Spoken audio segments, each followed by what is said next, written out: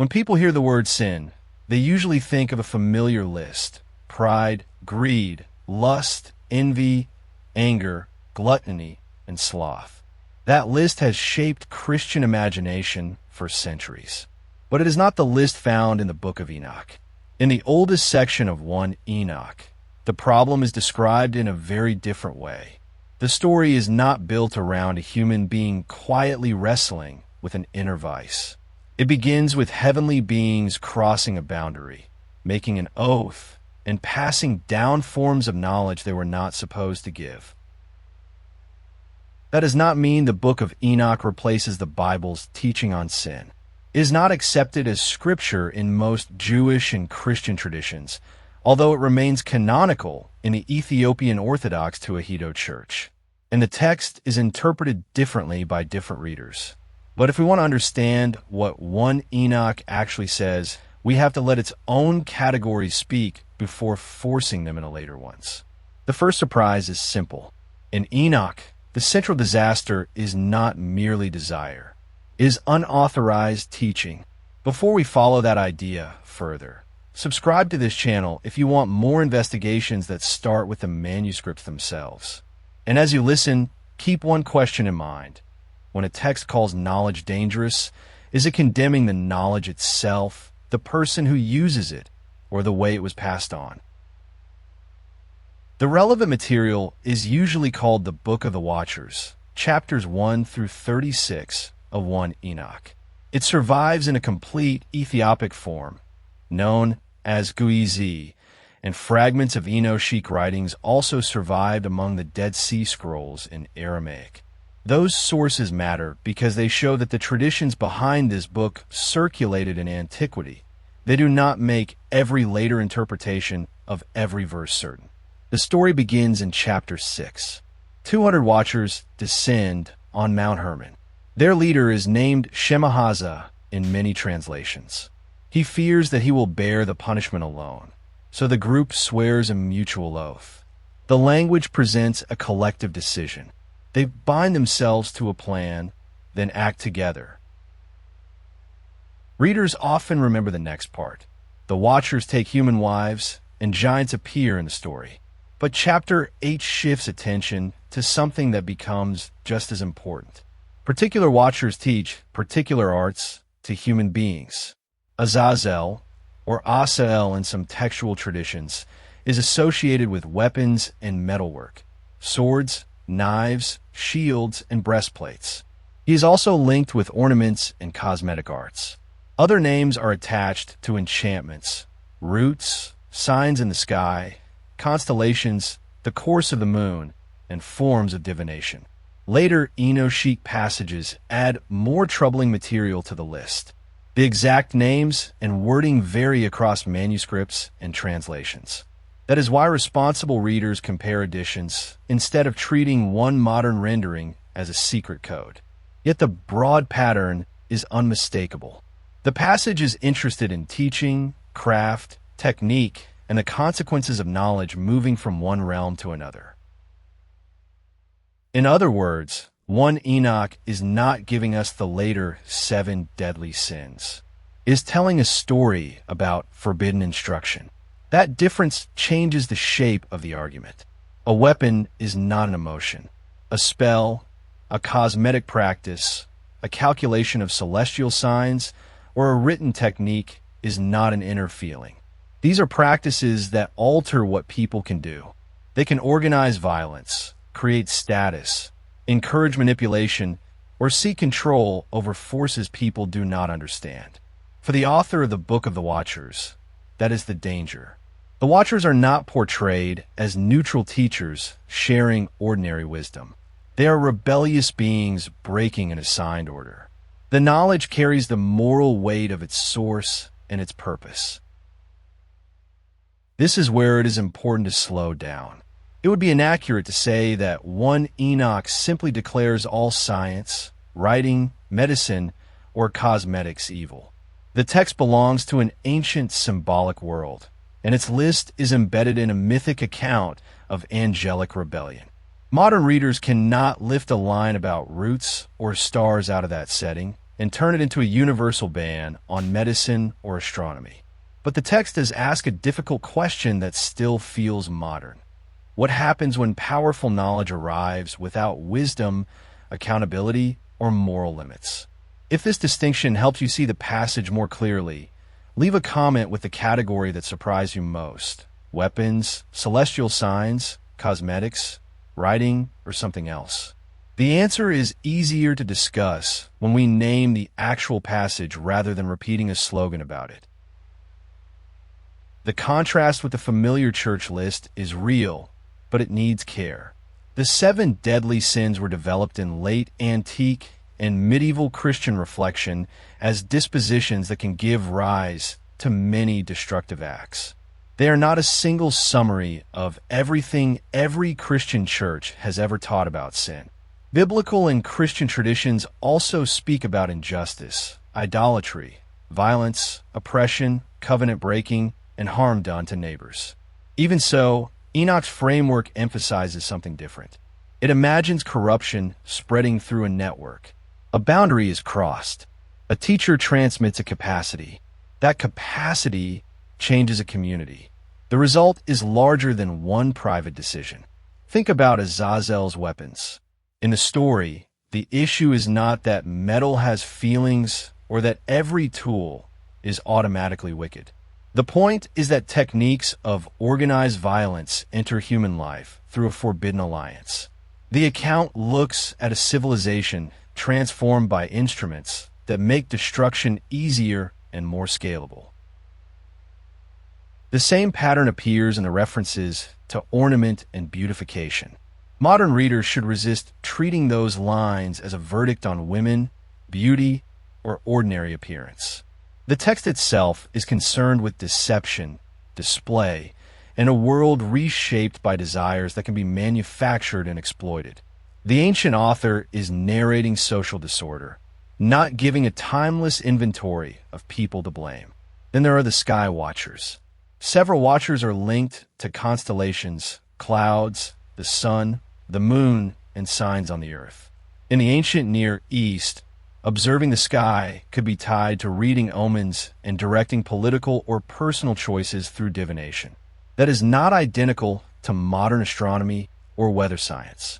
The narrative is warning about seeking forbidden authority over the future. Notice how much more precise that reading is than saying that Enoch condemned all knowledge. The passage is anxious about knowledge that offers power without moral accountability, knowledge used to control others, and knowledge whose authority is detached from the God of the story. That anxiety becomes even sharper in later Enochic material associated with Penemu. In some translations, he teaches humanity writing and distinctions between bitter and sweet. The passage can sound startling, because writing is the very medium through which Enoch reaches us. But the point may be less about letters on a page than about the dangers of storing, circulating, and weaponizing knowledge beyond the community that can test it. There's an irony here. A warning about dangerous transmission has itself been transmitted for more than 2,000 years. Aramaic fragments at Qumran preserve parts of the Enochic tradition. Ethiopic manuscripts preserve the complete work. Greek and Latin witnesses preserve portions. Modern critical editions compare them. The book survives because people copied it, protected it, argued about it, and translated it. That is why the slogan that the church simply voted the Book of Enoch out of the Bible is too simple. The history of the canon was gradual and varied by community. The Council of Laodicea is often invoked online, but its surviving canons do not provide a clean, universal story of a single vote that erased Enoch. Western churches, Jewish communities, and Ethiopian Christianity received different collections and gave different weight to the book over time. What is beyond dispute is that one Enoch was widely known in ancient Judaism and early Christianity. Jude 14 and 15 closely echo a passage from 1 Enoch. The book's ideas influenced Second Temple Jewish imagination, and the Ethiopian Orthodox Tewahedo Church continued to preserve it as scripture, while most Western churches did not include it in their biblical canon. That history is already fascinating. It does not require a conspiracy to matter. A text can be ancient, influential, and theologically disruptive without needing a secret meeting behind closed doors to explain every difference in canon. The disruption lies in Enoch's moral map. In the Book of the Watchers, evil is not only personal, it is structural and inherited. The Watchers form an alliance. They teach. Their teaching changes the conditions of human life. The violence that follows is described as an overflow of a corrupted order. This is one reason the story has remained powerful. It gives a mythic account of a problem that people recognize. Individuals make choices, but choices are also shaped by systems, institutions, technologies, and patterns handed down before any one person arrives. Paul's language about powers and principalities is not the same text and should not be made into a quotation from Enoch, but many readers see a resonance. Both traditions can be read as warning that human evil is more than isolated bad intentions. It can become organized, taught, normalized, and built into the way a world works. That is an interpretation, not a scholarly consensus about every connection. Yet it is a more serious way to bring Enoch into a modern conversation than claiming that ancient angels secretly invented every modern discipline. The Book of Enoch also refuses an easy answer to guilt. The Watchers are held responsible for their rebellion. Human beings are not portrayed as innocent spectators because the story describes human violence, exploitation, and corruption as real. But the narrative does not reduce the disaster to one person's private weakness. It begins with a breach of order that spreads outward. This makes Chapter 8 uncomfortable. It suggests that a society can inherit tools and habits whose origins it never chose. The question then becomes, what responsibility do people have for what they receive? No ancient text can answer that question for us automatically. The Book of Enoch is not a modern policy manual, nor should it be used to condemn doctors, researchers, writers, or anyone else through a list taken out of context. But it can make us more alert to the difference between ability and wisdom. A thing can work and still be used destructively. A system can be efficient and still form people in harmful ways. Knowledge can be real and still demand moral scrutiny. If you know someone who treats every ancient text as either a conspiracy or a superstition, share this investigation with them. The manuscripts are more interesting when we let them be ancient documents with a complex history instead of forcing them into a modern slogan. There's another reason the Watcher's story is so hard to put down. It gives names to a fear that is usually anonymous.